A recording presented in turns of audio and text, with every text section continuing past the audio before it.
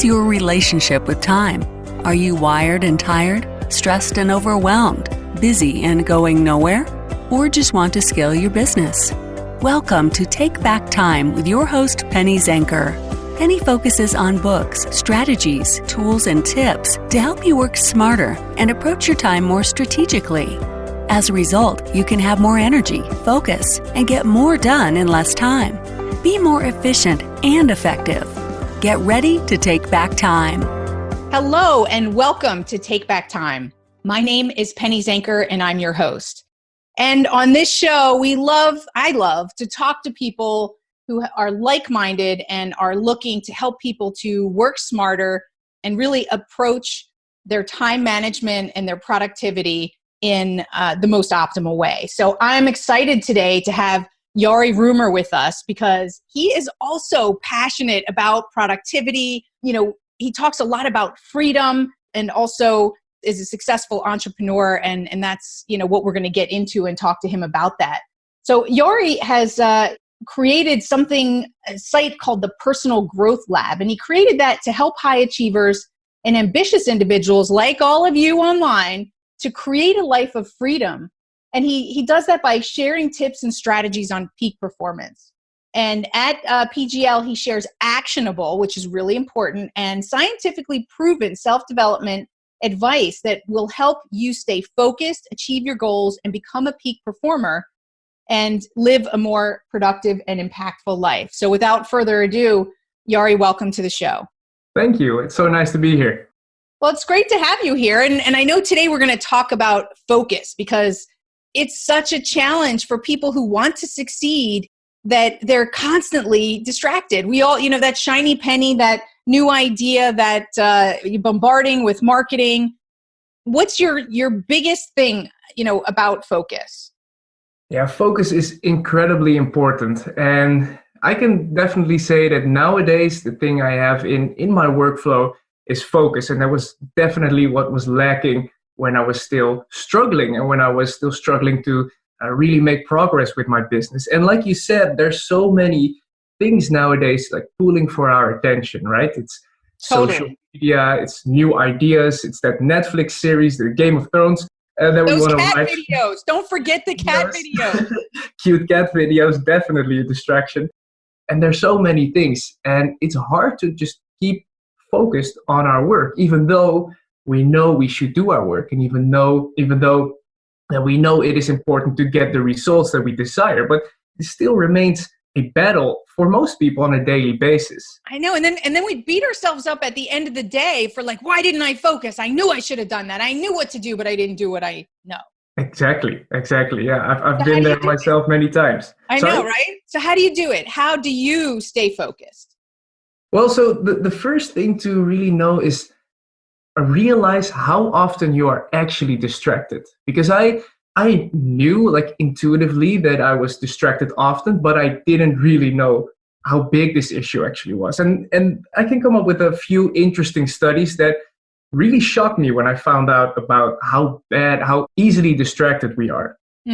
So a Harvard study actually showed that knowledge workers on average, they work in a state of semi-distraction 47% of his or her day.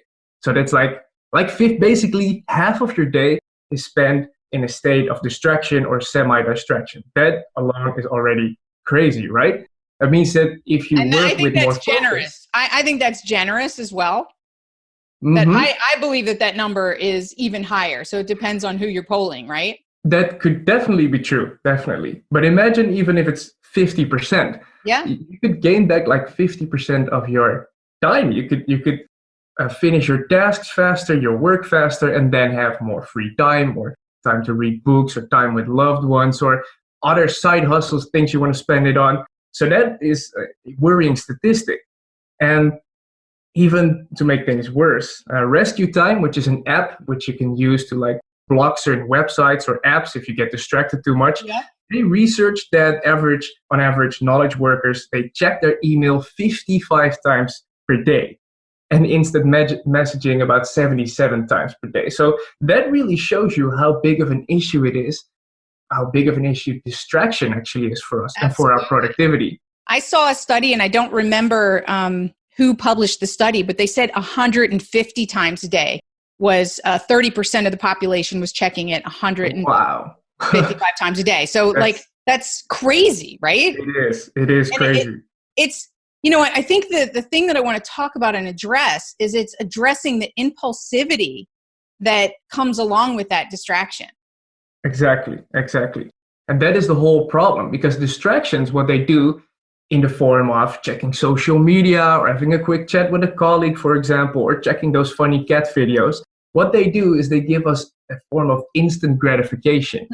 Because instantly we're being rewarded on a neurological level.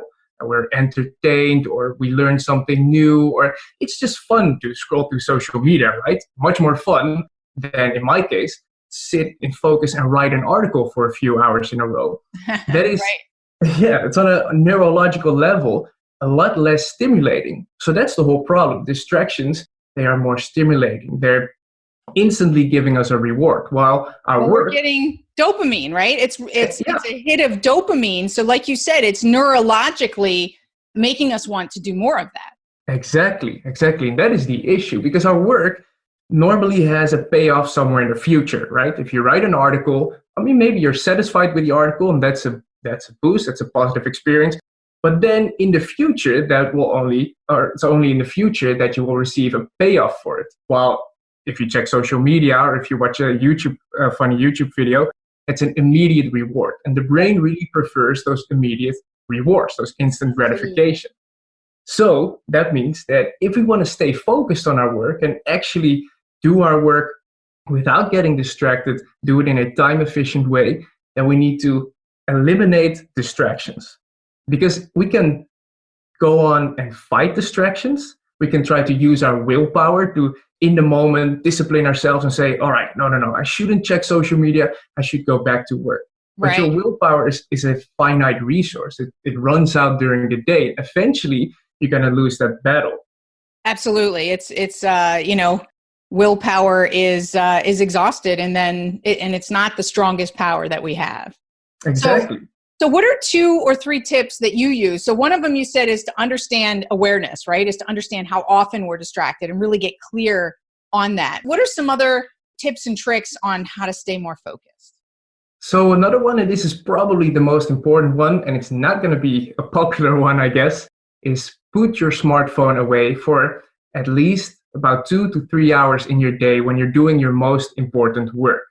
Because the smartphone is really the distraction device. I mean, it's amazing technology, and I really love it. It can also enhance your productivity. But in most cases, especially when we're working on our most important tasks, it will only serve as a distraction.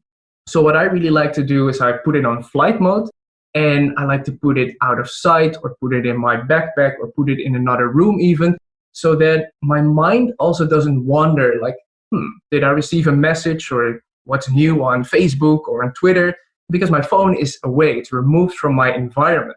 So now all I have left is my work. It's my laptop, and in my case, writing my articles. So that is really a valuable tip, that in the beginning, you might feel resistance towards that, because I don't know about you, but normally my phone would be really attached to me like 24/7. Yeah. And then to remove it out of your environment, even if it's just 2 or 3 hours in your day, that's something that we need to get used to. But it is super important. It's probably the most effective thing you can do to protect your focus, is to really put your smartphone away, put it on flight mode, put it in another room, maybe even give it to like a colleague or a friend and tell them, I can only get my phone back in 2 or 3 hours, unless there's like an emergency or something. So you have like an accountability partner.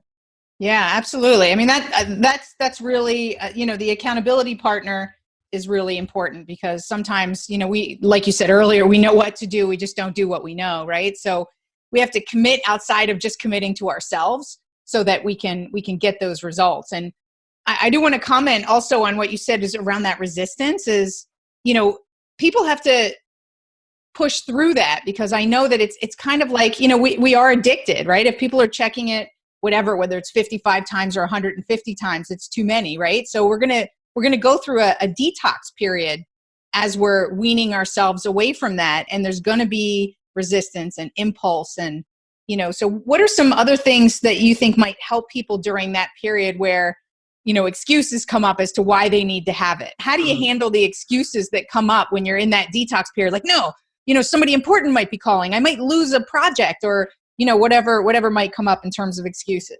Yeah, it's a good question. So indeed, like in the beginning, you might think like, but I'm missing out, right?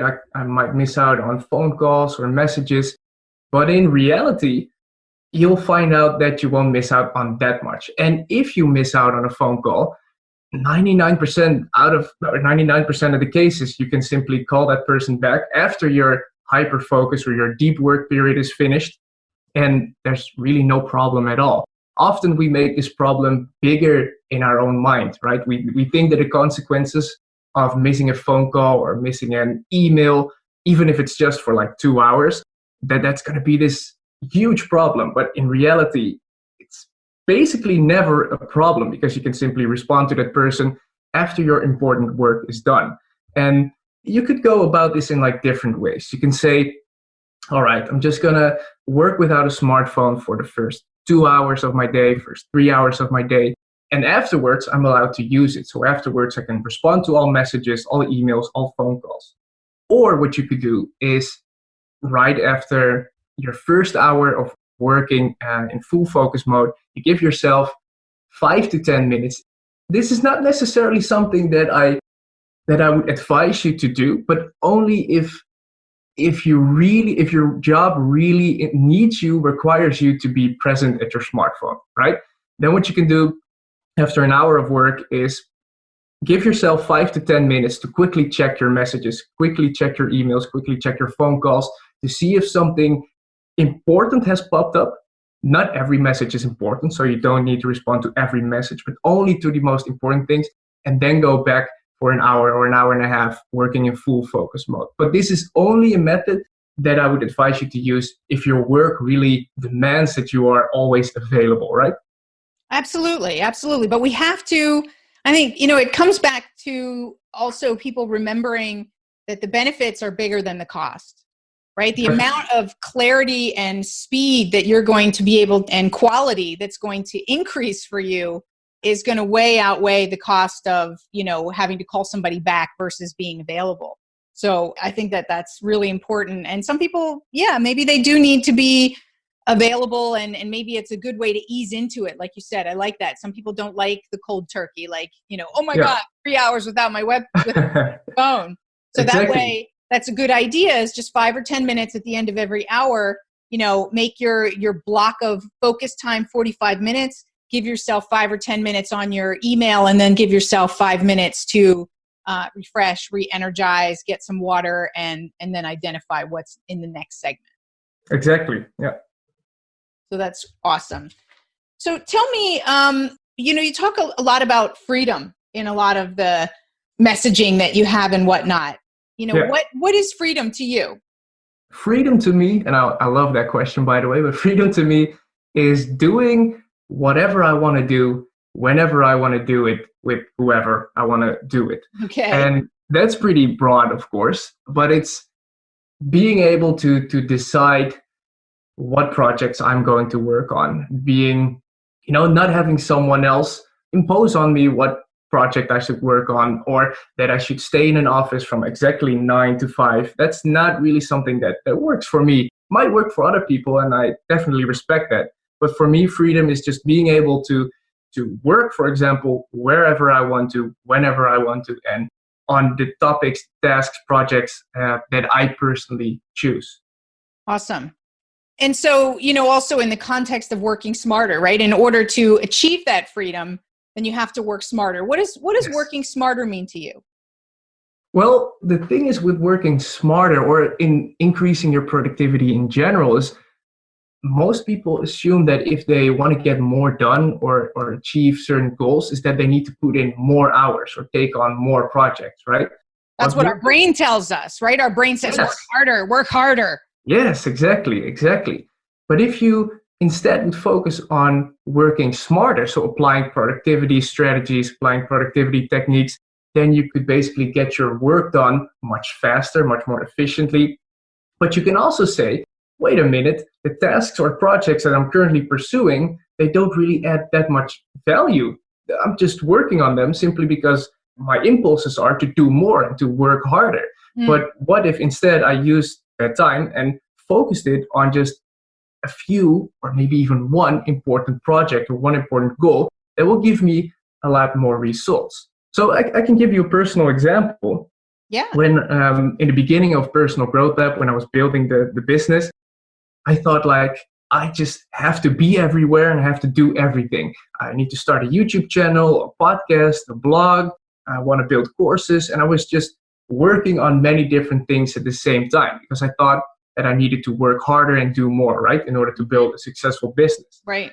But then after learning more about productivity and about working smarter, I realized that by taking on so many things at the same time, I was only spreading my time, my energy, and my attention too thin among those different projects. So neither of those projects, my YouTube channel, my podcast, my blog, neither of them really blew up or gotten me any results because I was spreading my resources way too thin. Mm-hmm. So then I decided to pick writing articles on Medium because that was the platform that was giving me the most results at that time. And I dedicated most of my resources, so my energy and my time and my attention on writing on Medium. And that eventually helped me to really grow Personal Growth Lab to amounts that I've never seen before in the past few years, even though in the past I was working harder, but not necessarily working smarter. So to me, like working smarter is applying certain productivity techniques, productivity strategies to make sure that you're getting better results while not necessarily putting in more hours, right? That to me is working smarter. So I'm hearing that one of the things is to be aware of what's delivering results. So instead of just working is to focus on the results and really sort of quantify which tasks are getting or which strategies are getting traction and getting results. Exactly. Distractions are the enemy of productivity. Go to distractionquiz.com and find out your distraction profile. Are you a time zombie or a hamster? Take this free distraction quiz today to rate your ability to focus on what keeps you from being a wizard. Go to distractionquiz.com.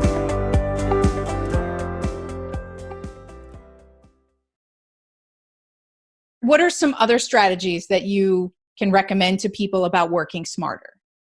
So another strategy that I would recommend is being able to catch yourself when you're procrastinating and turning that around. Because procrastination, for example, is another form of, we can sit at a desk and work many hours or be there for many hours, right? And have the perception that maybe we're working hard, but in reality, we're still not really being there fully at our work. We're not being there 100% because still we're checking out those funny cat videos or scrolling through Facebook. Right. And if we are able to catch ourselves quickly when we're procrastinating and then turn it around and actually get ourselves back to work, then we are able to work much smarter because we can finish our tasks and we are able to make a lot more progress in even less time than before because we no longer waste any time. So that is really something that has helped me a lot in getting more results. In the past, I didn't even realize this, but I would procrastinate so much on my work.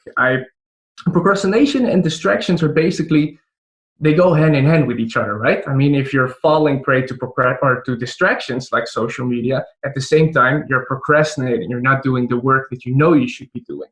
Mm-hmm.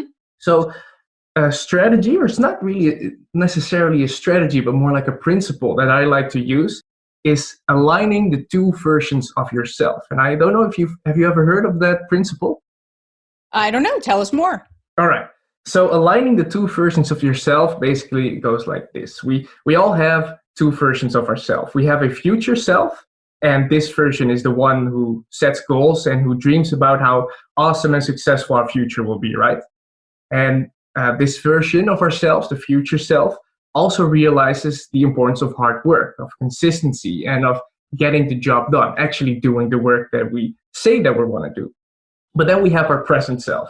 And the present self is the one who is responsible for actually sitting down and doing the work. So it's my present self right now that is talking to you, not my future self, of course. Mm-hmm. But the problem is that the present self prefers instant gratifications, which we already mentioned before, over the long-term reward or over the delayed gratification that the future self actually wants.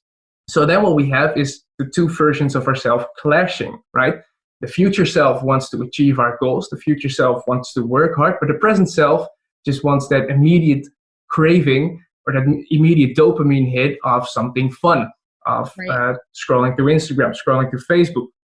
And that is really, if you can align those two selves with each other, then you can overcome procrastination. So how do you do that? That's a good question, because how you can do that is by making the future consequences of procrastinating immediate. Because when we're procrastinating, we're not necessarily thinking about the negative future consequences. All that we're thinking about is the Instagram post that we're indulging in that moment, right? That's what we're focused on. Mm-hmm.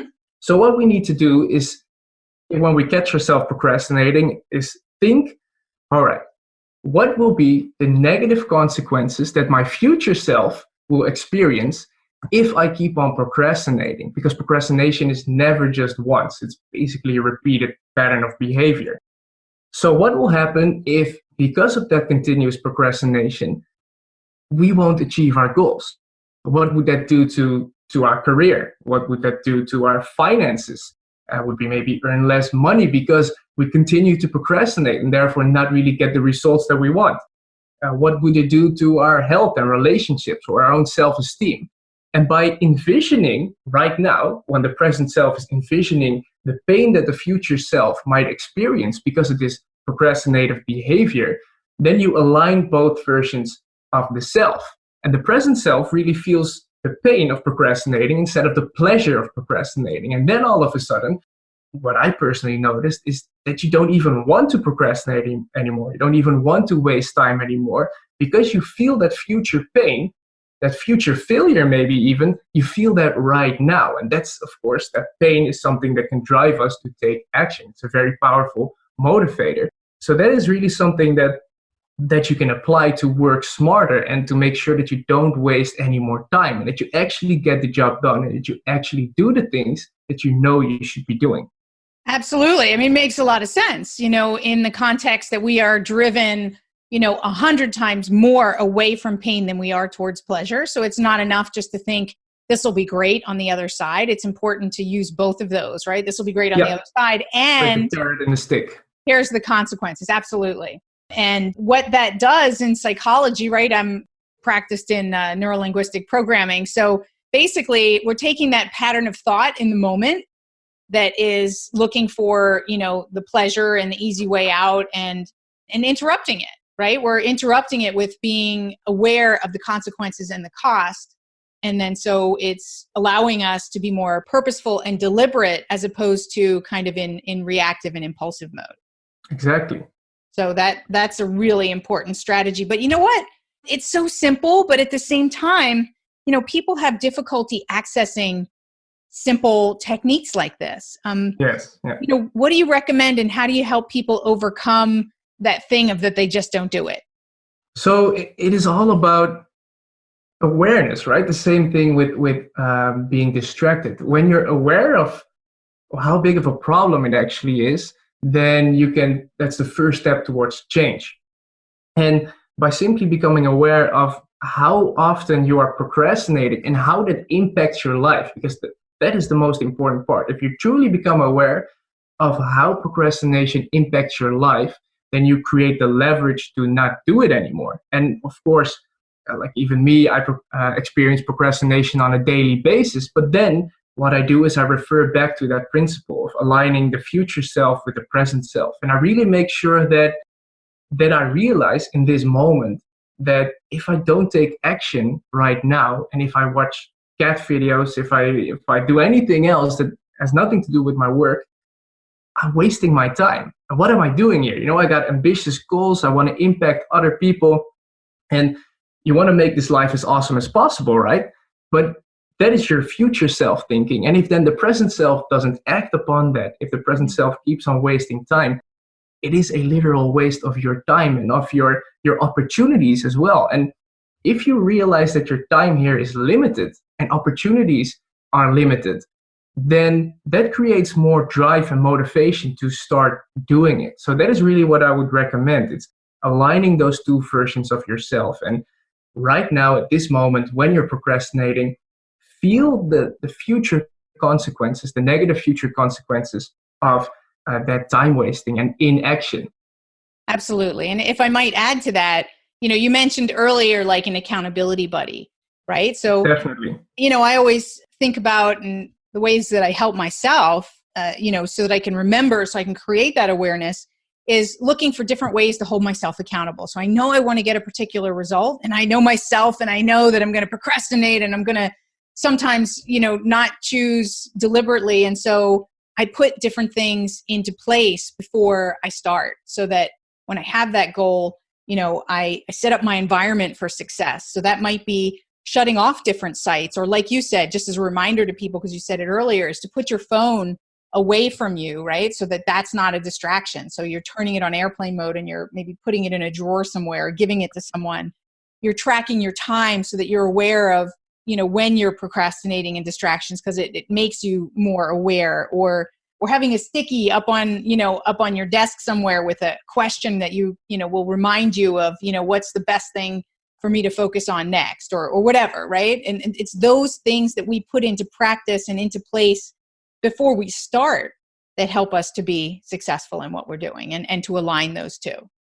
Exactly. I love those methods that you just mentioned. And the powerful thing about this is that you are using your environment to work for you instead of against you. And you don't necessarily have to tap that much into your willpower and discipline, because you got those reminders, success reminders, or motivational reminders surrounding you, and you set up these systems. So I really like that. Yeah, I'm a firm believer that, systems really support us. And I know a lot of people resist systems, right? It sounds so structured, especially, you're Mr. Freedom, and, do what I want when I want. God forbid we should put in a structure or a system or somewhere you have to be. But it's just adding just enough that gives you the support, so that, you'll fall back onto those, and it'll help you to really own the things that you've committed to, right? That's what's going to help you with a New Year's resolution. It's not about changing the behavior. It's about changing your accountability systems. Exactly. And the thing is, those systems and routines, they enable freedom. That is because absolutely. Actually I love systems and routines, because of those things, I can then do with my time whatever I want to do. And without systems or without routines, for example, without my morning routine, which is like, I don't know, do you have a morning routine as well? Somewhat, yeah. Yeah. So without my morning routine, I really notice that I'm much less focused. My actions are not really in alignment with my goals. I take longer to finish my work that day. So I have less freedom when I don't follow that routine or system. So I think that the two, for sure, they actually need to go hand in hand with each other, right? If you have the right system, then that enables you to have freedom in other areas of your life. So absolutely, yeah, absolutely, right. And I think that that's a key point, is somebody like yourself who's accomplished what he wants in his life, right? You've accomplished this sense of freedom, and the recognition that these systems and routines, that they create that freedom. It's almost like an oxymoron, right? So, but it is. So that people really understand that it's okay, and it's in itself, it's not overdoing it, not being obsessive, right, with too many systems and too many routines. Mm-hmm. But like you said, some key ones like the morning routine that really sets your whole day up for success, sets your mindset for positivity, goal directed, right, and clarity. Exactly. Yeah. So this has been an amazing, support for people who are listening on ways that they can really help themselves to be more focused. Is there anything we missed, or anything that you think that needs to be addressed before we close out?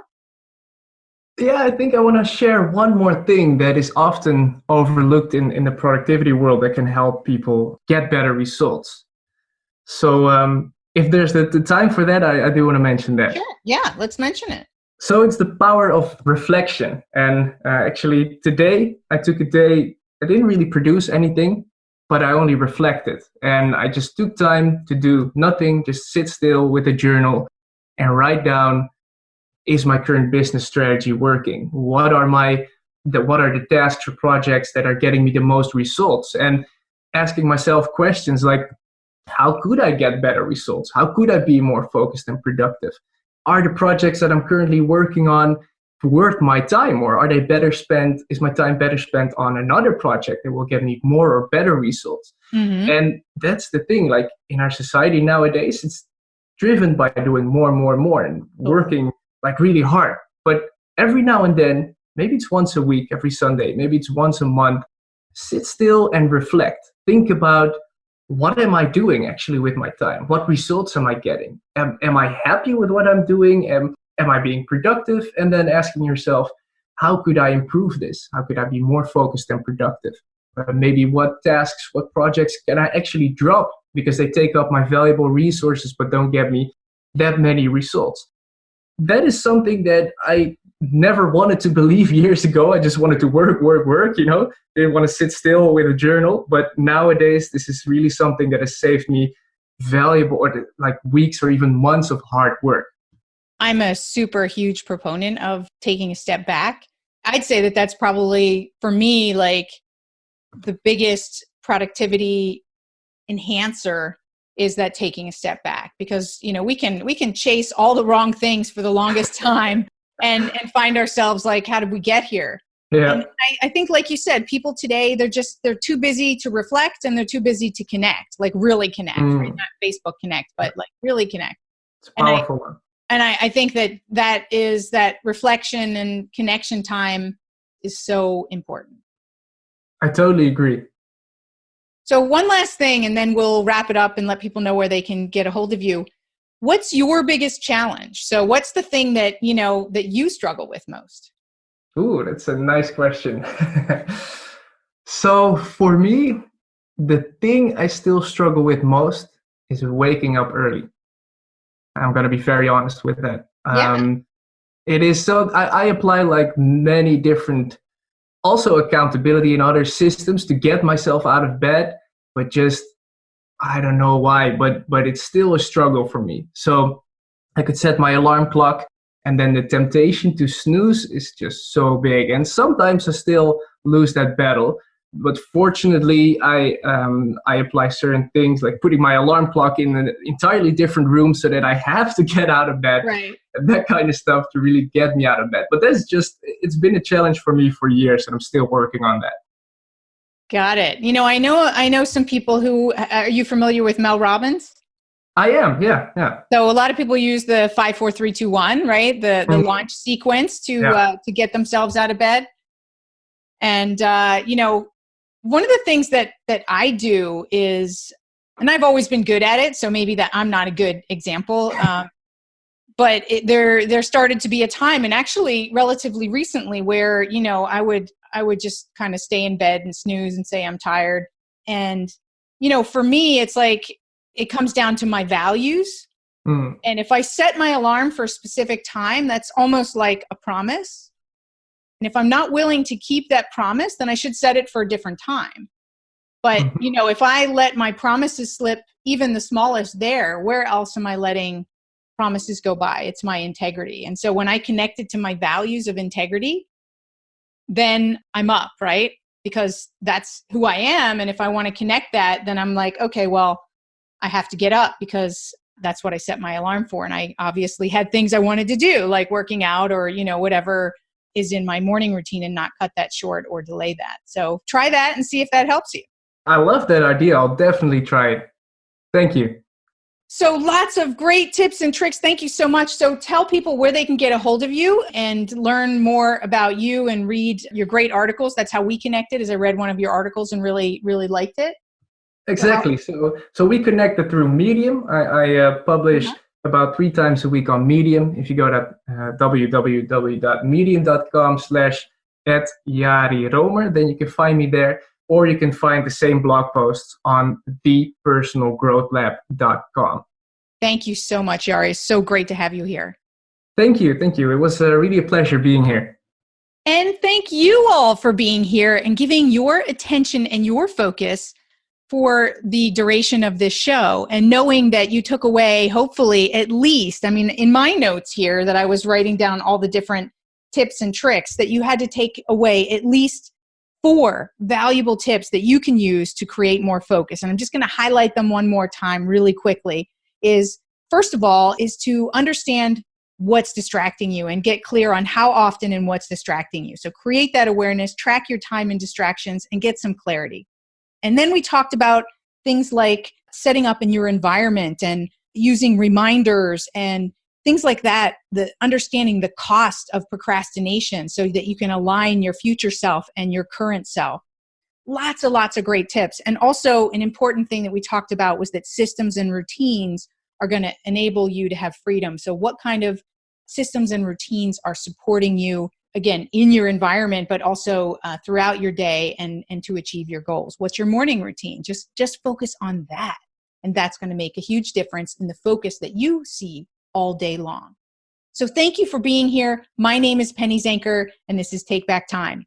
We'll see you in the next episode.